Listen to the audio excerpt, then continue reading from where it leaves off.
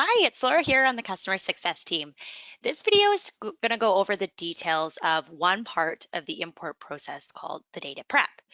This is likely where you'll be spending most of your time, so we wanted to create a quick overview video for everything you should expect and watch for while you're prepping your data to Kila requirements. For more detailed examples of data prep, we do recommend watching two videos in this import series, contact import and donation import. But this one's just a real quick overview just to give you an idea of what to expect. So, what does data prep look like? Well, first of all, it's gathering all your resources together. So, bring all your data from all your different sources into one place. Then you're going to audit the data. So you're going to decide what you need to retain and store in the Keela system. Next up is formatting. Make sure that your data is consistent and meets Keela requirements for the data type that you'd like to import. Last but not least is review. So make sure everything is looking good and is perfect according to our requirements before you move forward with the import. Let's go through each of these in more detail. Okay, first step is gather. So, if you've been a nonprofit organization for a long time, chances are you have a lot of contact, volunteer, and transaction history. This could be spread out over multiple sources: spreadsheets, phone records, emails, other CRM systems, you name it. Take this opportunity to bring it all under one roof. We recommend bringing it all together into one giant mess of a spreadsheet. And don't worry, we're going to fix that later. Not only is it good to have everything in one place, but it also makes cleaning it up a lot easier and effective as you'll have a full understanding of all the data you have. Once it's all together, make a copy and save it. You never know if you're going to need to check on these originals in the future. In fact, after every step in this process, it's always a good idea to save a copy of your work. So, you have some of your data in another CRM system. How do you get that into Keela? First, you're going to export that data from your current CRM system. Then you'll do the data prep, and then you can import into Keela. So to export that data, there's a couple of ways you can figure out how you can do that. First of all, you can check our knowledge base. We do have a few articles about exporting from third-party systems, where we have some of the more popular CRM systems that we know a lot of our customers come from. Check out those articles and follow those steps in order to do the exports. Another option is just to contact that CRM vendor for support on exporting, or perhaps they also have a knowledge base to tell you how. Something that's really important when you do this step is don't forget to export all the fields you need before you cancel your subscription with the other CRM. For example, don't forget your campaigns, impact areas, and custom fields. A lot of the time when you do an export from another system, they might ask you for specific fields that you'd like to export. Make sure you either export them all or you're very careful when you're choosing those fields and you choose everything that you'd like to bring over to Keela. Okay, next step is audit. No one likes this word, but this is the best time to review all your contact information and determine exactly what's going to make the cut for Keela. Consider this the spring cleaning of your database. Okay, maybe no one likes the word spring cleaning either, but I promise we'll try to make this as painless as possible. So, before jumping into formatting all your data, this is where you pause. Do you really need this person? A golden rule for CRMs is less is more. It's time consuming to format each and every contact, especially if they haven't been active with your organization for a long time. More importantly, most CRMs have pricing structures that are based on how many contacts you have, including Keela. So the more contacts, the more money you spend. Don't get rid of donors who might just need a nudge, but the contact who donated in 1995 and you no longer have contact information for might not be needed. We definitely recommend consulting with your team to see who needs to be imported into the system. Save goes for our second point here. What data is relevant? If you collected t-shirt sizes back in 2010 for your volunteers, it's likely this has changed and you'll need to verify this information again anyways. Get rid of it so you don't clutter your new workspace with outdated information. Last but not least, check for duplicates. They're the most common culprit for bad nonprofit data. If there's two contact records for the same person, which one's up to date? Which one's getting your email campaigns? Also, which contact you logged that new donation to? In Keela, we do have a duplicate checker, but you'll still need to determine the most updated information. Sometimes it's better to clean most of this data in your spreadsheets first, and then just let Keela catch any strays that were left unnoticed. Third step, formatting. Now that you know what you want to keep, it's time to check the Keela requirements to see how you can actually go about and import this data. Also, don't forget to check for spelling and consistency. It's much easier to mass update via Excel than after it's been imported.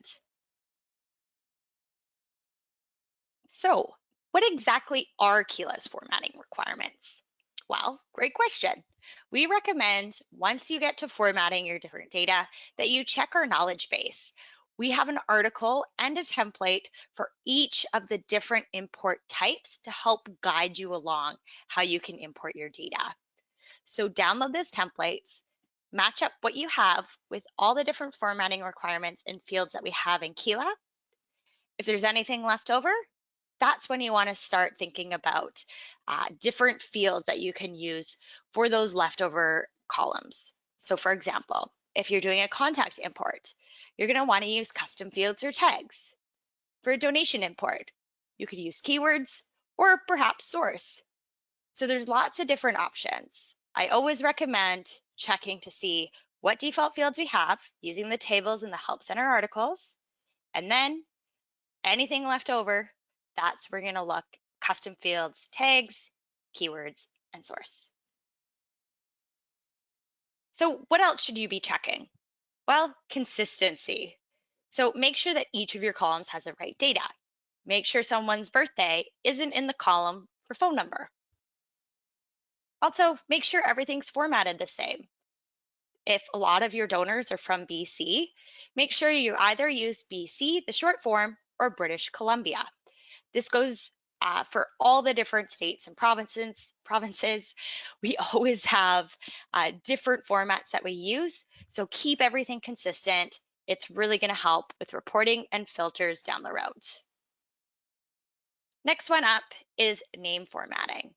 So we do recommend that you separate the name into first, middle, and last. That way, when you import into Keela, it's going to be exactly how you'd like it. If for whatever reason you export your data and all you have is full name, you do have two options. You can either use a formula in Excel to separate those out, or you can import using full name. But in this case, Keela is going to use our best guess when we separate it out into first, middle, and last. So if you want full control, just separate it beforehand, but importing by full name is okay too. Last but not least, no caps, please. So this is especially relevant for first names or preferred name. We have a thing in eBlast called smart codes. So when you send an eBlast to many contacts, you can actually address each specific contact by their first name. We take this very literally. So for example, if you had Amanda in all caps, it's going to say, "Hi, Amanda. We don't want to think we don't want Amanda to think we're yelling at her. So just double check and make sure all your names have the proper capitalization." So there's a few other considerations you should have when you're formatting your data. First of all, origin IDs. So Keela does provide a unique ID for every contact in the system, but you might also have some of your own unique IDs for your contacts coming from another CRM. The good news is that although we won't be able to include this information on the contact profile itself, we do store this information for you in the back end.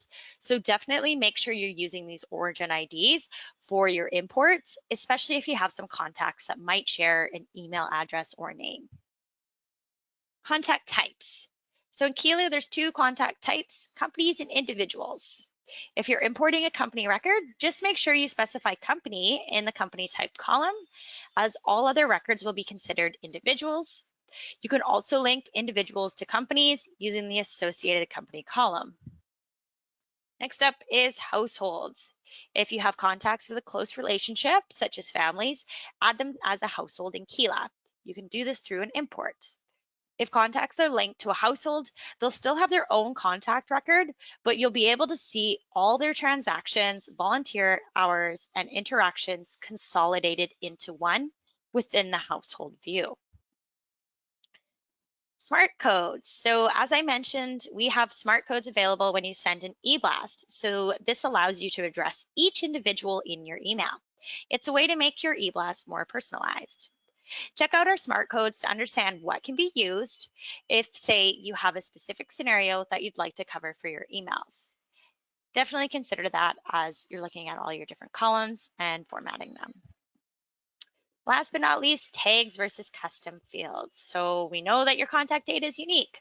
That's why you can add custom fields or tags to your contacts if you'd like to add more information that might not be available in our default fields. This is the same for keywords for donation data. For a bit more information on each of these points, make sure you check out our knowledge base or continue the import series by watching the videos specific to donation and contact imports. We'll be touching on all of this there. So this should be an obvious step, but after spending hours and hours cleaning your Excel spreadsheet, I'm pretty sure you're never going to want to look at it again. But we definitely recommend that you look at it one more time. You'd be surprised at how many things slip through the cracks as you're deep into data prep. So take a look at it, make sure all the spelling's correct, check your columns, make sure everything's in the right place, and it's meeting all of Keela's formatting requirements. Once you've done that, save it, send it over to our team, and we'd be happy to review it and provide some tips and tricks while we're at it. So as I mentioned at the beginning of this video, this is meant to be a real quick summary of what you can expect for data prep. For a deeper dive, I do recommend watching the videos specific to contact and donation imports, where both Elsie and I will be taking you through real live examples of data prep. Thank you so much and good luck with data prep.